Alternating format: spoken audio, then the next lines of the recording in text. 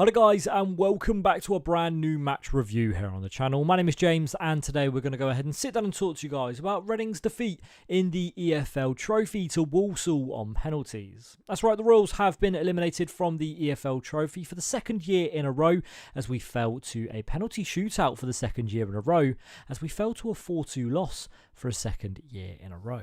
Now, Reading were really unlucky to end up losing this fixture as they led all the way up until the 96th minute when unfortunately Danny Johnson converted one of his million chances that he had for Walsall. I've got to say, Reading were really fortunate to be in the position of leading anyway, as the goal definitely came against the run of play. Reading eventually going down to 9 men as well and defended really well, to be fair to them. A lot of time wasting, but a lot of missed opportunities from Walsall throughout the entirety of the fixture. But unfortunately for Reading, we ended up losing. I've got to say, Walsall were the much better side.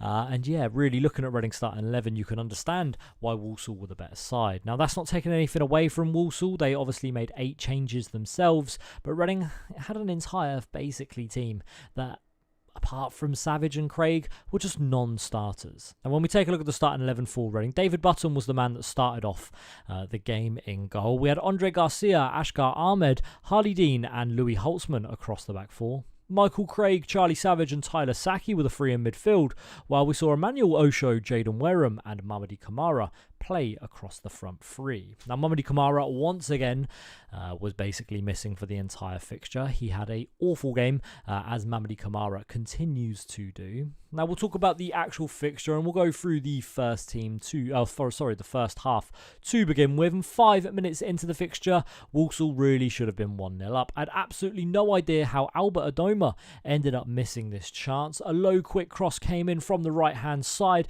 It went past all Reading defenders and an unmarked Albert Adoma was left at the back post. He was probably 4 or 5 yards out from the goal at the back post and somehow just side-footed it past the goal and out of play.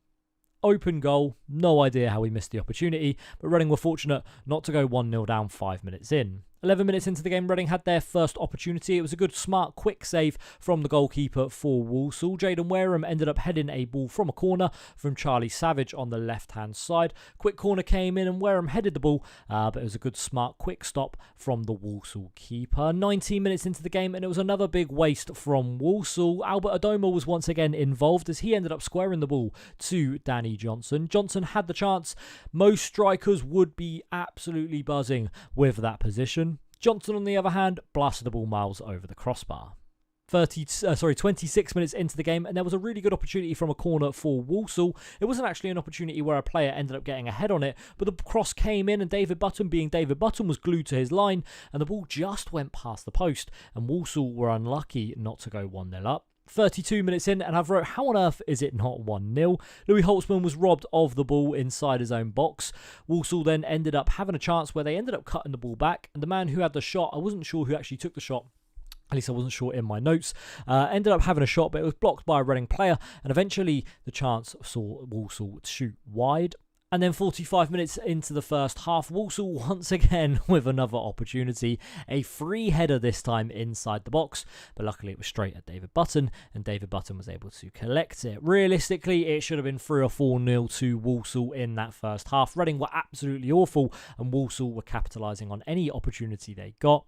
I wrote at half-time, I've absolutely no clue how it is 1-0. I thought there was a few performers for Reading that were a little bit poor. I thought Michael Craig was a little bit poor in midfield, misplacing quite a few passes. But for me, the one in particular that was the worst in the first half was actually 17-year-old Andre Garcia. Andre Garcia has been a big standout for Reading so far this season, but I thought he had a really poor fixture in this one. I thought he had a poor performance, and yeah, look, listen, it's going to happen. I'd rather it happen in an EFL Trophy game where we're not overly massively worried if we get beat, rather that than in the league, if I'm honest. Now, in the second half, 57 minutes in, the first massive piece of action happened, and that was when a red card happened for the most senior player on the pitch for Reading. David Button was the man to be sent off, and after a big clearance out from Walsall, David Button was miles out of his box. He ended up taking a really poor touch, and the ball fell to a Walsall man, and what did David Button do? Took him down and got himself sent off. as the most experienced player on the pitch, you'd think David Button would know a little bit better. Just take the goal,